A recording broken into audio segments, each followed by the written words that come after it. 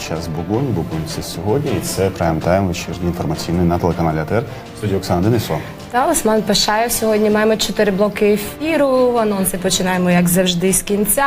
Останній блок «Чи є життя без Яндекса?» Обговорюємо рішення РНБО про заборону російських соцмереж та ще низки компаній. Матимемо розмову з 2 айтішниками. Один буде в студії, другий включиться. І також включимо Антона Геращенка, радника голови МВС, який розробляє закон про відповідальність за невиконання даного рішення. Третій блок має бути дуже цікавий. Насправді, хотіли запросити представників Дома Свободної Росії в Києві, але вони відмовилися. Там є їх чудові пости в інтернет про кримських татар, про нащадків Орди і всякі такі речі від Антона. Славянські землі, але, на жаль, керівниця Дому Юлія Архіпова відмовилася йти в прямий ефір на телеканал АТР. Тому будемо говорити про нормандський формат та мінські переговори. Теж дуже важлива тема. Президент Петро Порошенко нещодавно був в Берліні. Включимо Ірину Геращенко, першого віце-спікера Верховної Ради, яка була також на цих переговорах. Очікуємо експерта-міжнародника Тараса Чорновола у студії. А другий блок у нас пройде у форматі інтерв'ю. У нас буде в гостях Олег Панфілов, це журналіст відомий і письменник, який нещодавно написав книгу «Розмова з ватніком» і буде, в принципі, нам її презентувати. Як правильно розмовляти з ватніком, будемо говорити. А зараз переходимо на перший блок і говоримо про вищу освіту для мешканців окупованої території, зокрема Автономної Республіки Крим і міста Севастополя. Нещодавно парламент вніс зміни до закону про вищу освіту, я правильно розумію. І одні підтримують цей закон, інші називають його вирішенням власних проблем керівниками деяких вишів. І у нас в студії Олександра Дворецька, Крим, Восток СОС, і Світлана Критович, правильно? Начальник департаменту, завідувач сектору переміщених вищих навчальних закладів. Добрий вечір. Доброго вечора. Отже, Верховна Рада дозволила випускникам, аж спромоглася дозволити випускникам окупованих територій, які проживають, зокрема, у Криму, які отримали середню освіту, вступати до вищих навчальних закладів аж в 4 областях. Це Запорізька, Миколаївська, Одеська та Херсонська області. Відповідні зміни до закону про освіту були прийняті в першому читанні минулого тижня, якщо не помиляюсь, таким чином обмеживши, як на мене, можливості для випускників цих областей, можливості для випускників Криму вступати, наприклад, до Львівської політехніки або до Київського інституту якогось, так? Давай вступне слово до кожного. Тут є, здається, і прибічники, і противники цього законопроекту. І вони всі противники, по-моєму. Так, пані Світлана. Справа в тому, що дійсно цей законопроект було ініційовано депутатами, і міністерство, не тільки Міністерство освіти, я знаю, Міністерство з тимчасово окупованих територій, інші міністерства і громадські організації виступали проти цього закону, викладаючи свої зауваження і застереження щодо нього. А які у вас були застереження? Будь ласка, система вступу через освітні центри Крим-Україна вже, можна сказати, відпрацьована система. Тому що в минулому році ми вперше її запровадили, протягом року ми її вдосконалили, внесли зміни у відповідні накази. І дійсно у нас існує 12 освітніх центрів Крим-Україна, і чітко вже почалася і інформаційна кампанія. Ми дійсно випустили там завдяки нашому співробітництву з громадськими організаціями, наприклад, фонд «Відкрита політика». Пані Світлана, давайте я буду перебивати. 12 освітніх центрів, вони по всій Україні, так? Вони і в Києві, у Львові, Харкові, А тепер виходить, що в Харкові, в Дніпрі, Києві, Львові нам і не треба, так? Ні. Давайте я одразу хочу сказати про ризики, щоб не було паніки. Дійсно, цей законопроект вносить, і це було одне з наших застережень, щодо вносить трошки таку сумбур у вступну кампанію. Але освітні центри, вони, в першу чергу, надають свої освітні послуги тим, хто не має українського диплому, точніше атестату про повну загальну середню освіту, і не складали зовнішнє незалежне оцінювання. І це був перший меседж.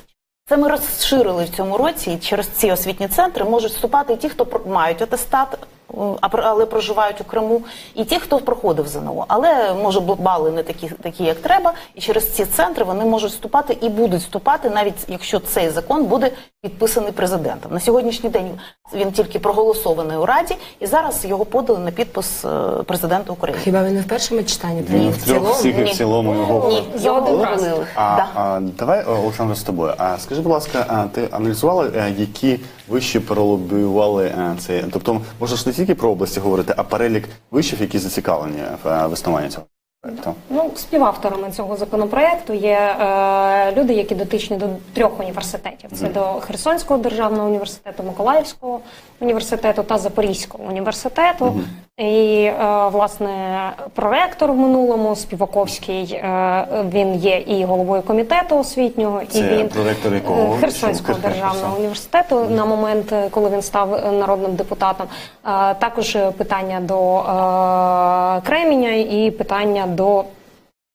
Тобто обмеження йде не тільки по території, а по вишах, так? Ну, вище не є в переліку зараз. Обирати нема чого особливо. Але коли мова йде про центральні університети в кожній з цих областей, то звичайно ж, який виш буде вибирати в Херсонській області, якщо ти вступаєш. Ну, а вже ж, напевно, державний університет. 3 виші собі пролобіювали наявність 1000 бюджетних місць, да? Розумієте, що у нас нічого не повертають назад. Зараз виділять ці 1000 місць. Якщо навіть вони не будуть закриті кримчанами, а вже ж вони не можуть бути закриті кримчанами, тому що зараз в момент вступної кампанії, напевно, люди вже обирали собі і вищі навчальні заклади, і намагалися підбирати це. Це означає, що потім керівництво вишів скаже: ні, ну у нас вже є ці місця, давайте їх доберемо там місцевими, і якимось чином там вже так от воно якимось чином буде. Ну, я думаю, що перш за все це можливість зберегти там педагогічний склад, не змінюючи підхід до освіти. Тобто ми не робимо її якісніше і конкурентніше, ми просто закриваємо, кажемо, збережіть нам там склад для 1000 потенційних якихось кримчан. І робимо кримчан. для кримчан на тобі боже, що мені не гоже, да? Оце, Ні, я просто не розумію, навіщо зберігати, Світлана, ви хотіли щось сказати? Я хотіла сказати, ну, по-перше, ми центральний орган виконавчої влади, ми маємо виконувати закони. І, як я вже сказала, ми висловлювали, ну, непідтримку цього закону. Водночас, я маю все ж таки, ну, по правді говорити, в цьому законі чітко прописано, що мова йде лише про місця для кримчан. Якщо вони не будуть використані, вони йдуть в загальний конкурс, а ви знаєте, у нас широкі конкурси, йдуть на місця на всю Україну. Вони не факт, що залишаються цим вишем. І там ще один момент є. Розподіл цих 1000 місць має розробити наше міністерство, положення про розподіл цих місць. Тобто це не йде на відповідь. Пані Світлана, ми зараз заплутаємо глядача. Абсолютно Наскільки точно. ми зрозуміли, що ці люди з 3 вишів, ми їх перелічимо. Ні, вони не 3. Там же всі. Всі виші, так як зазначено. Херсонщини, Запорізької області і Миколаївської, такі освітні наші гранди, центри і просто Там наші... ще є Одеська область, якщо До Одеська потрапила. А саме ці 1000 бюджетних місць там мають розподілятися. Якщо тільки для кримчан. Для кримчан, якщо правильно. ці кримчани не будуть використані, а там лише для кримчан, вони, в принципі, як прописано буде в положенні. На сьогоднішній день немає алгоритму. Тому ми не можемо говорити, що так, як саме пані говорить. Це може бути ще й по-іншому, а швидше за все, якщо це буде в загальної постанові про державне замовлення, вони просто можуть піти, як варіант, у загальний конкурс. Як це буде? А от, наприклад, вступна кампанія пройшла, і ви подивилися, що з 1000 місць кримчани використали 90-100 максимум. Ми так передбачаємо. А вже всі вступили, всі куди треба. 900 місць ви яким чином? На наступний рік ви залишаєте чи як? Як було в минулому році? В минулому році була квота кримчан. Я, можна скажу, щоб не заплутати людей. Оці 12 вишів, до речі, в ці 12 входять Херсонський державний університет, про який мова йде, Запорізький національний університет, входить в ці 12 вишів. Ну, в Миколаївській області входить також Чорноморський, наприклад. Там у нас, якщо не охвачено, тільки Одеська область, але все, що поруч є, то охвачено. В минулому році це було 1200 з лишним квотних місць, а кримчани вступають за квотами, якщо ви знаєте. В минулому році використали кримчани лише 153 місця. Інші навіть куди вгадав, ділися? да, я вгадав. І ці місця пішли в загальний конкурс. Їх потім розподіляли рішенням конкурсної комісії, це відомо, це є на сайті МОН, для вступників пільгових категорій, учасників АТО і таке інше. Тобто я до того веду, що в принципі ці 1000 місць не є, і наше було застереження, вони просто були не потрібні в тому сенсі, тому що в цьому році квота становить 870 місць. І welcome to наші виші. З Криму, будь ласка, місця є. Але в 12 оцих вишів, які ми говорили. Тому це і було нашим застереженням. Добре, а чи є у вас дані? Оці 150 кримчан, які використали, вони, скільки з них пішло саме в ці Херсонщину, Миколаївську, Запорізьку область? Да? Я тільки повернулася з Херсону, от, буквально нещодавно, і там я з'ясовувала ці питання. В один виш це було 9 осіб, в інший 5, і саме велика кількість людей пішло в морську академію. Це було 10. Аж 10. Тобто в дуже цьому... популярні для кримчан вище. До чого це йде? От Саша нам прокоментує, бо Саша каже, що взагалі так можна втратити бажання абітурієнтів з Криму вступати до українських вишів. Мені здається, перше, нас заплутали. По-друге, те, що зараз... Що ви заплутали? Те, що зараз широко там транслюється, що от кримчани тепер вступають тільки в 4 області, і вони внесли зміни в профільний закон про вищу освіту. Чого не спромоглися зробити, влаштовуючи нормальні умови вступу для кримчан, пояснивши інші речі. Тобто врегулювання потребує купа різних речей. Міністерство це робить підзаконними там різними актами, намагаючись влаштувати зрозумілу процедуру для кримчан. Випрацювали її минулого року, і нібито цього року люди повинні вступати по тому, як вони вже зрозуміли, якщо вони так. Я правильно розумію? Зміни до закону через те, що вони не підписані, поки вони не діють, і поки йде тим шляхом, Але як ми це... питання в тому, я б хотіла додати, що ми зустрічалися із паном Співаковським, говорили з його помічниками, і нам все говорили, да, ваші зауваження, вони дуже важливі, давайте до другого читання готувати. Але вони пройшли за основу та в цілому. Тобто парламентський, жоден депутат, жоден взагалі людина не могла внести зміни, тому що вони проголосували перший текст, який був поданий, якийсь депутати зареєстрували за основу та в цілому. Це значить, що жодна поправка, жодна пропозиція ні міністерства, ні громадських організацій не пройшла. І зараз питання до того, що ми звернулися, наприклад, вже до президента для того, щоб він ветував цей закон, тому що не може бути без громадської дискусії. Хоча така обіцянка була від комітету, що давайте до другого читання ми щось внесемо, щось поправимо, і були зауваження і науково-експертного управління Верховної Ради, що не дуже доцільно і ці 1000 місць, і чому не враховано питання технічної освіти вже для кримчан, і купа таких невеликих деталей. Але воно було проголосовано, і мені здається, що депутати бачать слово Крим, знають, що ми там не будемо нести ніякої відповідальності, просто поставимо собі бонуси такі політичні, що ми підтримуємо кримчан. І все. Але ніхто в сенс законопроекту, мені здається, навіть не вчитувався. Ми за Крим, незалежно від того, що там про нього написано. Світлана, ви перед ефіром сказали, що цей закон суттєво підпортить вам вступну кампанію. Чому?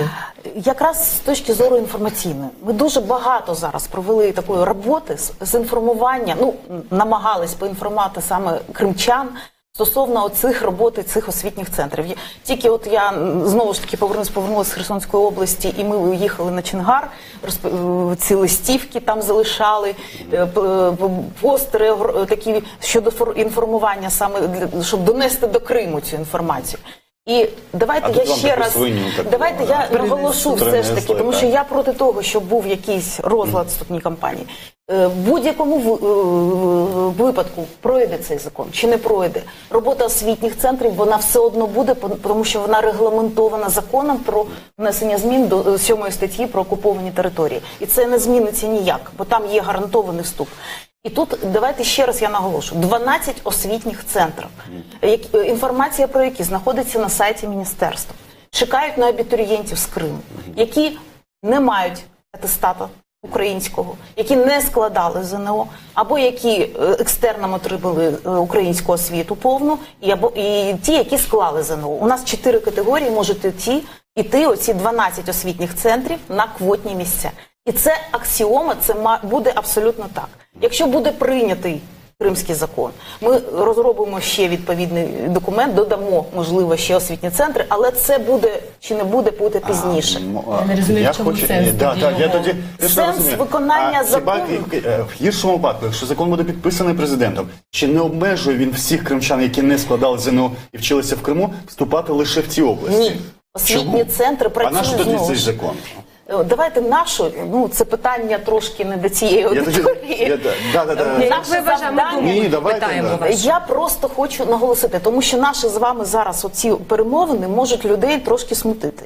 Я хочу ще раз наголосити, що центри будуть працювати і так, бо це вже працює і це не відмінить ніхто. 12 освітніх центрів, Да. вони теж визначають певний перелік вишів, так? Абсолютно. В різних Це, регіонах в різних України. регіонах це не означає, що усі вищі мешканці Криму можуть вступати. Якщо вони складали ЗНО і отримали український атестат, в будь-який навчальний заклад України можуть на загальних підставах. Але якщо не складали 12 центрів, вони зараз дозволяють в скільки вишів вступати? 12. 12 вишів. 12 Можу вишів, їх 12 перерахувати, щоб вже чітко було можливо. Про всяк випадок регіони. Львів, там 2 виші, в тому числі Львівська політехніка. Київ, Таврійський національний університет, Київський економічний імені Вадима Гетьмана. Харківський імені Василенка, це аграрний університет. Далі у нас є в Херсоні, як я вже говорила, Херсонський державний, Херсонський національно-технічний університет і Херсонська морська академія, що я ще не перерахувала, здається, Запорізький національний університет. Тобто, але вся інформація про них є на сайті, є вже перелік навіть спеціальностей. Ви чогось там не договорюєте стосовно закону, якщо він ухвалиться. Тобто, тому що я так розумів, що все ж таки по тексту... Давайте почекаємо. Да. Ще зараз Абсолютно не зрозуміло, точно. тому що текст написан, в принципі, так, що ви все одно точно не зрозумієте. Тому що, крім того, в тексті закону написано, що Кабмін повинен забезпечити поглиблення вивчення української мови. Що це значить, теж не зрозуміло в цих вишах. І як це буде виконуватись. Але зараз ще Міністерство освіти повинно щось розробити і якось там Саша, так все розказати. ж таки закон не обмежує кримчанам можливість вступати в інші регіони? Розумієте, для мене дуже важливо, що сам закон написан таким чином, що ніби тільки в ці 4 області. Але ті, що мають документ про Да. освіту державного зразка. Да, але він так написано, бо є загальні умови, він вносить, просто якщо б цей закон, він стосувався, він не був в такий жорсткий закон, як закон про вищу освіту вносився, але він вносить спеціальну норму в закон про вищу освіту. І так виглядає, що інших спеціальних норм про кримчан в цьому законі немає. Там немає нічого не про освітні центри. І виходить так, що є от загальні умови вступу, а є отакі умови для кримчан. А освітні центри для кримчан, вони працюють з законом теж. Да. І особливі умови в 44-й статті, там визначається, є Але особливі під законними умови. актами вже. Так само і тут буде підзаконний акт. Але так само і тут. Тобто там визначаються особливі умови вступників з Криму, там визначення трошки інше. Визначаються українське слово маячня, якийсь брідовий бред. Абсолютно. Ми виходимо. А чи не може пані Лілія Гриневич просто відверто сказати, що вона як міністр закликає президента, щоб не вносити оцей, як ви кажете, заплутання. Прийняти його не було сенсу того закону. Витувати його і якщо потрібно це регламентувати, відправити на нову розробку з Я можу сказати, що організацією. офіційну позицію ми виказали письмово. Ну, Як і Міністерство з тимчасово окупованих територій. письмові позиції, до речі, дуже погано чують. Ну, Можливо, як краще... інакше. Є це позиція офіційна міністерства. В чому вона полягала, бо ми не читали. Я говорю про те, що не підтримка закону була висловлена, тому що там були застереження, що ця процедура вже існує. Певна Логічно. особлива. Мені здається, що міністерство якось трошки боїться сказати, що закон абсолютно лобійський, по-дурному лобійський, і що не те, що не підтримка, а треба не підтримка або проти. Да? От ми категорично проти існування цього закону, бо він заплутає, він заплутає вас чи не плутає все ж таки? Міністерство плутає. Ви трошечки розділіть, будь ласка, міністерство не голосує за закон. Так, я розумію, що міністерство не голосує, але міністерство і міністр, як член Кабміну, можуть через Кабмін ініціювати до президента Може, так і буде. ветування цього. Тому що громадські зони вже звернулися. Питання в іншому, що зараз вийшло так, що парламент проголосував і зобов'язав міністерство зробити декілька дій. І якщо президент його підпише, це означає, що міністерство замість роботи над вступною кампанією повинно розпрацьовувати, яким чином будуть розподілятися ці тисячі місць між цими вишами. Хоча їх, як міністерство, цю думку не спитали, а коли вже текст був зареєстрований, міністерство висловило, що в принципі ініціатива така собі, і Міністерство з окупованих територій. І виходить, що Міністерство освіти зобов'язано реалізовувати скасовувати цей закон, Як хоча вона центральний орган виконавчої влади. Хоча вона Тобто не є дуже з ним погоджується. певна ієрархія. Друге питання: коли вони встигнуть це зробити? Якщо після закінчення вступної кампанії, то дуже дивно виглядають такі зміни, тому що ми будемо чекати, що вони запрацюють там вступну кампанію через рік. Чому було тоді поспішати і приймати за основу та в цілому зараз проводити цей законопроект? Я думаю, ви контактуєте з цим Альмендою, да? Це центр... це Альменд громадська- також проти. Альменда також. Ну, а з ними консультувалися на етапі розробки цього законопроекту? консультувався. Бо, наприклад, для мене він от з того посту в Фейсбуці отак раз і виплюнуло. Я навіть не знав, що таке щось розробляється. Треба було Існують до такі- 18 травня проголосувати Кримський закон, щоб показати, що ми взагалі всі підтримуємо кримчан. Ага. Ну і Отак от. 16 травня за основу та в цілому дуже треба. Ну, якщо ви Тобто, почитаєте в принципі, ми стенограму, вже маємо розуміти, маємо рефлекс, що до кожного 18 травня наступного року ми маємо бути пильними. Що попало по Криму, да. Що попало по... що у нас там є по Криму? Давайте приймемо, щоб Якого депутати числа? сказали. Десь з 1 травня треба переглядати. Да, щоб забути не встигли, можливо. Коли вступна кампанія? Хочу додати, що в принципі в міністерстві зараз розробляється, ну, альтернативним його вже не можна сказати, тому що він був запізно до нас прийшов. Але законопроект, який ми намагаємось створити умови, і це була ініціатива також від громадських організацій, стосовно того, що зараз до нас приходять вже кримчани, які взагалі не вчали українську мову. І щоб допомогти їм в цьому сенсі, ми якраз в цьому законопроекті хочемо створити умови на підготовчих курсах чи відділеннях. Для того, щоб можна було зі стипендією, це наша ініціатива, ми зараз, ну от якраз цей закон Тобто навіть скерував. за рік до вступу люди Так, будуть щоб вони приїжджати прийшли, на підготовчі курси, отримувати... Вони закінчили там, ну, наша ідея така, школу в Криму, приїздять до нас, така система була підготовчих курсів, якщо ви пам'ятаєте колись. Вступають на підготовчий відділ, нульовий, да.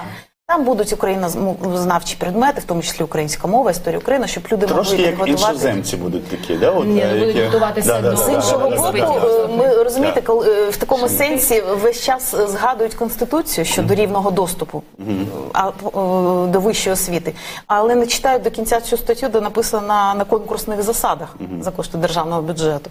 І оце конкурсні засади ми маємо також забезпечити. Ні, ну це цікаво. Тобто люди, вони теж по конкурсу будуть вступати на ці Абсолютно нульові точно. курси. Да. Вони зможуть вивчити, Як опанувати вступати, я не можу. той рівень української мови, який потрібен для вступу. Да. Там, здається, історію України треба буде Абсолютно вивчати. точно. Те, що вони не доотримали в Криму, але, в принципі, за рік вони мають отримати те, що вони за всі середні старшу школу мали. Ну, старша школа – це 2 роки. В принципі, зараз вони, Ми ж коли розуміємо, що екстернатом... взагалі зараз українську не вивчають. Ну, тому хоча їм щось. допомагати. Можна взагалі. Справа в тому, що зараз у вишах, як правило, викладання ведеться українською мовою. Не як правило, а ведеться Так, українською українською мовою, мовою. щоб якраз їм було зручніше, комфортніше. Вони мають за цей рік опанувати, я думаю, без Ми всі питань. розуміємо, що люди, які навіть не вивчають, батьки намагаються, щоб вони знали Абсолютно українську мову. Якщо точно. вони планують вчитися в Україні, є намагання. До речі, але зараз є онлайн у Олександра є зауваження. Ну, да? ми просто повинні, ми завжди, знаєте, реагуємо вже постфактум. От у нас вже склалася така ситуація. У нас вже склалася ситуація, що люди 3 роки не вивчають.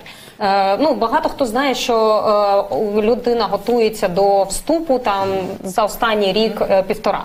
А якщо особливо вона хоче на юридичний факультет йти, вона не вивчала ані систему українського права, тому що це в старших класах тільки знаходиться, ані історію, та, яка буде їй потрібна. І ми повинні думати наперед. Чим довше буде тривати окупація, тим складніше дітям буде вивчати. І більш того, вивчати українську мову є небезпечно зараз в Криму. Тому що ті вчителі, які погоджуються займатися репетиторством, вони теж ставлять себе під загрозу. Тому що їм кажуть про те, що це є, ви не платите податки зі свого репетиторства. А якщо ти платиш податки, то тобі треба вказати вид діяльності. Якщо ти вчитель української мови, ти потенційно, і якщо ти будеш показувати, що ти заробляєш тим, що ти викладаєш українську мову, у тебе буде питання ФСБ.